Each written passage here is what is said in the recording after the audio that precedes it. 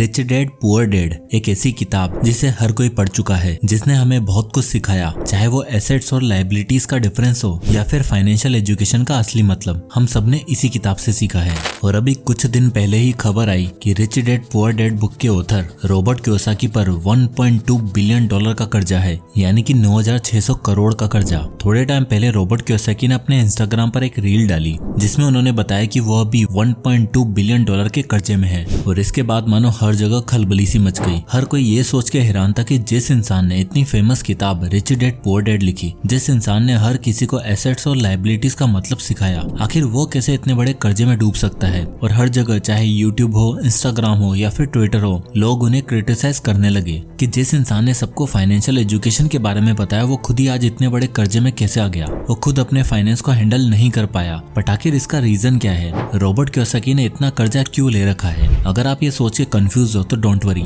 आज के इस वीडियो में हम अच्छे से डिटेल में डिस्कस करने वाले हैं कि आखिर रॉबर्ट कियोसाकी इतने कर्जे में क्यों है, और सबसे इम्पोर्टेंट, आप और मेरे जैसे एक आम इंसान के लिए क्या सीख लेनी चाहिए। तो इसलिए ये वीडियो बहुत ही इंपॉर्टेंट होने वाला है। रॉबर्ट कियोसाकी बोलते हैं कि मैं एक बिलियनियर हूँ क्योंकि मैंने इतने सारा कर्जा ले रखा है और यही मेरी अमीरी का कारण है। रॉबर्ट बोलते हैं कि डेट हमेशा दो तरह का होता है, गुड डेट और बैड डेट। रॉबर्ट कियोसाकी बोलते हैं कि जैसे कि एसेट वो चीज है जो हमारी जेब में पैसा डालती है, और लायबिलिटीज वो चीज जो हमारी जेब से पैसा निकालती है। अब मान लो आपके पास एक क्रेडिट कार्ड है जिससे आप बहुत सारी चीजें खरीद लेते हो। जैसे जब भी सेल आती है, आप क्रेडिट कार्ड स्वाइप करके नया मोबाइल ले लेते हो, नए कपड़े और नए जूते ले लेते हो। और महीने के एंड में जब ये लोन चुकाने की बारी आती है तो आपके बैंक अकाउंट खाली रहता है और क्रेडिट कार्ड का लोन इंटरेस्ट बढ़ते पे बढ़ता चला जाता है। इसलिए ये एक बैड डेट है, क्योंकि क्रेडिट कार्ड से आपने जो भी चीजें परचेस की हैं वो आपके लिए कोई भी इनकम प्रोड्यूस नहीं करके दे रही, इसलिए एक तरह का बैड डेट है। वहीं अगर आप बैंक के पास जाते हो और बोलते हो कि आपको एक कार लेनी है क्योंकि आपको आने जाने में दिक्कत होती है, इसलिए आपको एक नई गाड़ी चाहिए, तो इस तरह का लोन आपके लिए बैड डेट होगा, क्योंकि वो गाड़ी आपके लिए एक लायबिलिटी है। इसलिए लोगों का अक्सर बर्बाद होने का कारण होता है कि वो लोन को सही से इस्तेमाल नहीं कर पाते। लोन पे लोन लिए जाते हैं और वो चीज उनके लिए कोई भी कैश फ्लो जनरेट करके नहीं देती, इसलिए ये उनके लिए बर्बादी का कारण बन जाता है। वहीं पर रॉबर्ट कियोसाकी ने कहा कि उनके ऊपर 1.2 बिलियन डॉलर का जो डेट है वो बैड डेट नहीं बल्कि गुड डेट है।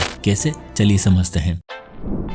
रॉबर्ट कियोसाकी बोलते हैं कि वो जो भी लोन लेते हैं उससे वो मोस्टली प्रॉपर्टीज बाय करते हैं, और वो भी रेंटल प्रॉपर्टीज। कैसे? चलिए देखते हैं। मान लो आपने 1 करोड़ का लोन लिया है। इस कैलकुलेटर में देखिए कि अगर आप 1 करोड़ का लोन लेते हैं तो 30 सालों के लिए जहां आपको 8.5% का इंटरेस्ट रेट है, तो आपके महीने की EMI बनेगी 76,891 रुपए। और अगर आप उस प्रॉपर्टी को रेंट पे चढ़ा देते हो, और सपोज कीजिए वो एक कमर्शियल प्रॉपर्टी है जहाँ आपको 7 से 8% का रेंटल यील्ड मिलता है, यानी कि उस 1 करोड़ की प्रॉपर्टी पर आपको साल का लगभग 8 लाख रुपए का रेंट मिल जाएगा, यानी कि महीने का रेंट बनेगा लगभग 66,000 रुपए, जो आपकी मंथली EMI को लगभग चुका देगा। और 30 साल बाद वो प्रॉपर्टी भी आपकी हो जाएगी। अब सवाल ये आता है कि ऐसी प्रॉपर्टी मिल कहाँ रही है जहाँ पर आपको 7 से 8% का रेंटल यील्ड मिलेगा, क्योंकि इंडिया में सच में देखा जाए तो मुश्किल से ही आपको 2 से 3% का रेंटल यील्ड मिलेगा, यानी कि आपको महीने का रेंट मिलेगा केवल 25 से 30,000 रुपए, और आपकी EMI बनेगी लगभग 76,000 रुपए। तो बाकी की EMI का डिफरेंस आपको अपनी जेब से देना पड़ेगा। तो ये तो हुई चलो रियल एस्टेट की बात। अब मान लो कि आप एक कार लेते हो लोन पे, तो इस कैलकुलेटर में देखो,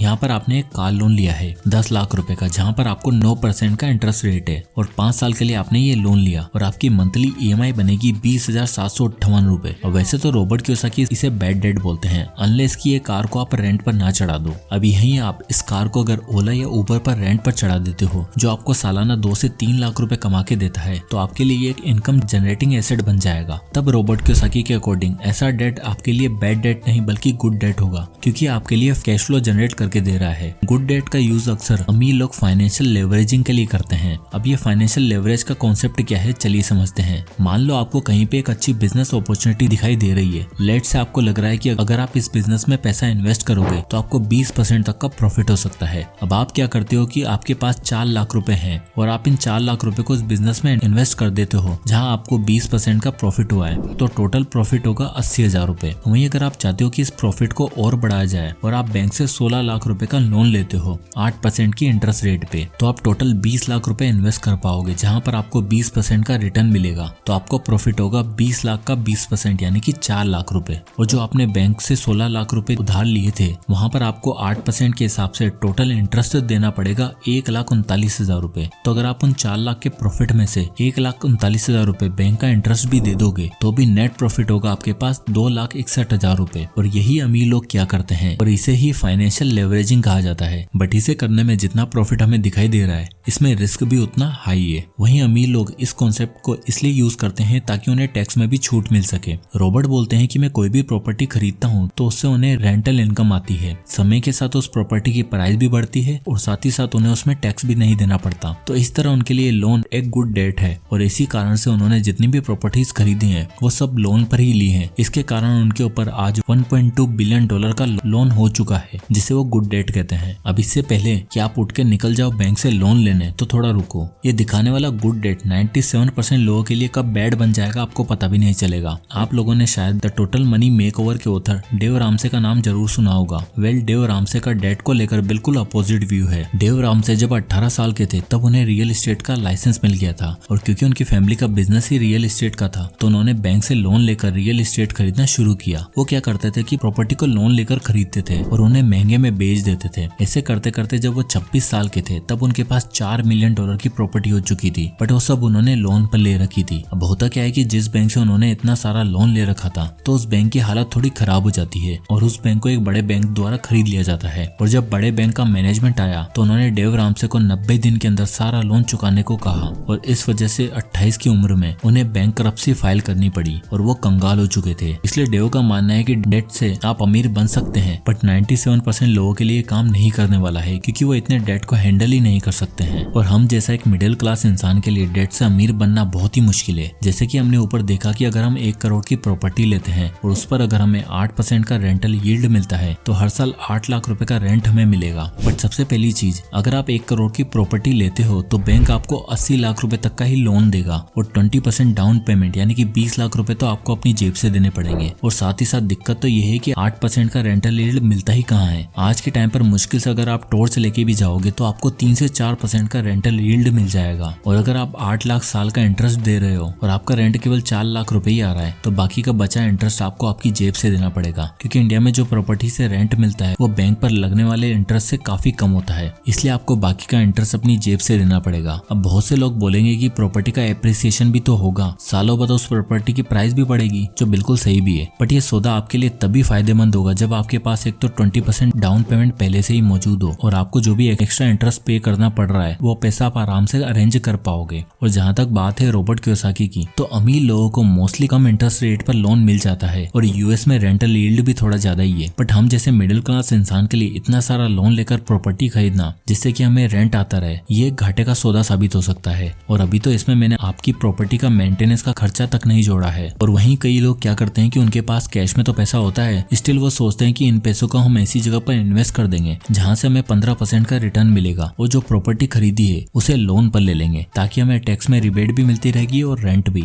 ये बात सुनने में तो बहुत अच्छी लगती है, बट सच में 15% रिटर्न लाना बहुत मुश्किल साबित हो सकता है। ऊपर से अगर कोविड जैसी सिचुएशन आ गई तो फिर क्या हो सकता है, आपने जहाँ इन्वेस्ट किया हो वो आपको पोर्टफोलियो 50% से डाउन चला जाए और उसे रिकवर होने में सालों लग जाएंगे। और ये भी हो सकता है कि आपकी प्रॉपर्टी को उस वक्त रेंट पर लेने के लिए कोई तैयार भी ना हो, तो फिर क्या होगा कि आपको जो इंटरेस्ट देना पड़ेगा वो सारा आपकी जेब से जाएगा और ऐसी सिचुएशन आपके लिए बहुत मुश्किल हो सकती है। अब ऐसी सिचुएशन में हम जैसे एक एवरेज इंसान क्या कर सकता है? हमारे लिए सच बताऊं तो ज्यादा ऑप्शन है नहीं। बड़े बड़े बिजनेसमैन लोन लेते हैं ताकि वो अपने बिजनेस को एक्सपेंड कर सके, बट हम जैसे एक एवरेज इंसान केवल ये कर सकता है कि अगर उसे कोई भी छोटी मोटी प्रॉपर्टी मिल रही है जिसे वो लोन पर लेकर बेनिफिट उठा सकता है, या फिर उसे कोई ऐसा बिजनेस दिखता है जिसे वो एक्सपेंड करने के लिए लोन ले सकता है, तो ये फिर भी उसके लिए काम करेगा। बट अगर आप रॉबर्ट कियोसाकी ने जैसे 8000 रेंटल प्रॉपर्टीज ले रखी है वो भी केवल लोन पे, तो ये करना एक नॉर्मल इंसान के लिए बहुत मुश्किल है। ऊपर से अगर आपकी रेंटल इनकम आपके लोन इंटरेस्ट से काफी कम निकली तो आपको काफी इंटरेस्ट का पैसा आपकी जेब से ही भरना पड़ेगा। हाँ, हम लोग जैसे कार या बाइक लोन लेते हैं उसे रेंट पर दे सकते हैं, वो आपके लिए गुड डेट साबित हो सकता है। बट हम लोगों की दिक्कत ये है कि हम लोग गुड डेट और बैड डेट में डिफरेंशिएट नहीं कर पाते हैं और अननेसेसरी चीजें खरीदते जाते हैं, जिसकी वजह से हमारी फाइनेंशियल सिचुएशन खराब होती चली जाती है। और इसी वजह से ज्यादातर लोग कभी भी ये डेट को हैंडल कर ही नहीं पाते हैं और इस लोन के मायाजाल में फंसे फंसे रहते हैं। इसलिए नेक्स्ट टाइम जब भी आप लोन लेने जाओ तो थोड़ा सोच समझ कर डिसीजन ले, वरना लेने के देने पड़ सकते हैं। तो इन सब का सोल्यूशन केवल यही है कि आप जितना हो सके डेट से दूर ही रहें, क्योंकि सच बताऊं तो मोस्टली लोग डेट को सही से इस्तेमाल नहीं कर पाएंगे। आप मुझे कमेंट करके बताओ कि आप में से कितनों ने ऐसा लोन ले रखा है जो आपके लिए कैश फ्लो जनरेट करके देता है। और बाई चांस अगर आपको ऐसी अपॉर्चुनिटी मिलती है, जैसे कोई प्रॉपर्टी अच्छी लोकेशन पर काफी सस्ती मिल रही है, तो आप ऐसी जगहों पर इन्वेस्ट कर सकते हो, तो वो आपके लिए गुड डेट साबित हो सकता है। अदरवाइज आप अपनी बुद्धि का सही से इस्तेमाल करें, नहीं तो नुकसान उठाना पड़ सकता है। वीडियो पसंद आया हो तो लाइक और शेयर करें। इसी तरह के वीडियोस के लिए चैनल को सब्सक्राइब करना ना भूलें। तो मिलते हैं नेक्स्ट वीडियो में, तब तक के लिए जय हिंद।